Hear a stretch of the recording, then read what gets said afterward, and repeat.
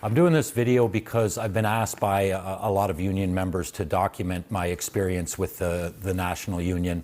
In March of this year, 2021, I was appointed as a coordinator for General Motors for ergonomics. I had been appointed to that position because I had gained the confidence of my former chairperson who recommended me for that position. So I took that position. I think it was August 23rd, we had a work action at de Havilland, and we had to fill out some online paperwork, and we had to indicate what our vac status was. I put on that paperwork that I prefer not to say because that's private medical information. And then on August 23rd, that same day, I was told not to show up for the work action.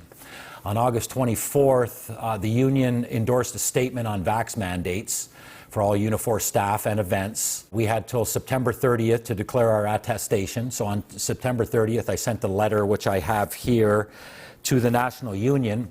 And I told them that I was not sharing my own private medical information that was mine. It was protected under privacy laws. I sent that off on the 30th.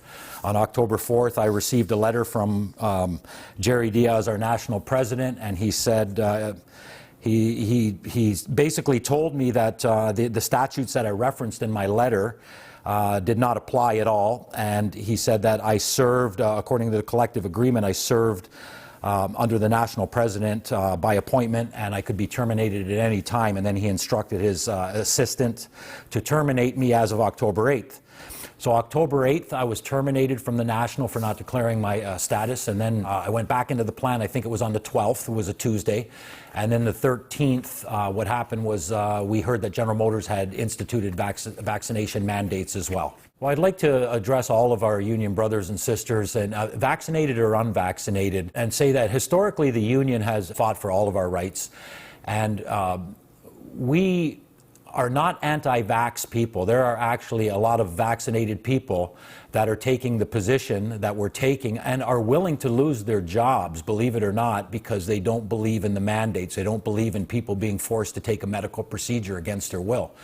And so to the people that are vaccinated, I would just ask that you look deep in your heart and you look at your fellow employees, those ones that I just mentioned that are young and that have taken on mortgages and have little babies, and really look at them and look deep in your heart and ask yourself, is it right to destroy their lives because they won't take a medical procedure against their will?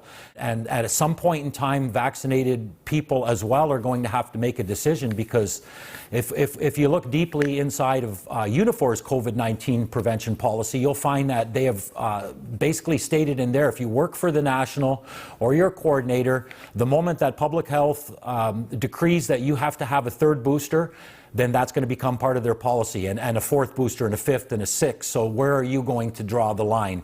Because we don't see any end to this. Whether you're vaccinated or unvaccinated, we're all auto workers, we're all Unifor members, and we shouldn't be divided on this issue. We should do what's right. There's a lot of things I'd like to say, but I'll keep this concise.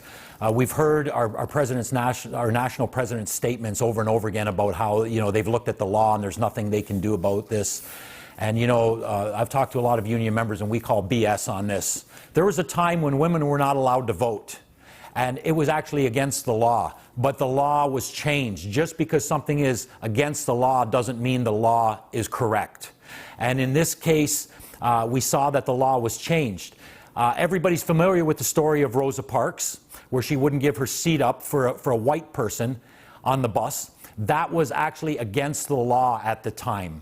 And so if the activists would have looked at that and said, it's against the law, there's nothing we could do about it, we would still be living with that kind of tyranny and that kind of segregation. I'd like to say to our national executive, to the membership about our national executive, stop making excuses about the law and do what's right. That's what we've always endeavored to do, or that's what we've said we've always endeavored to do. I've been a uniform member, or I've been a union member at General Motors for 38 years, and we've never heard such garbage come out of our national that there's nothing we can do about it because it's against the law.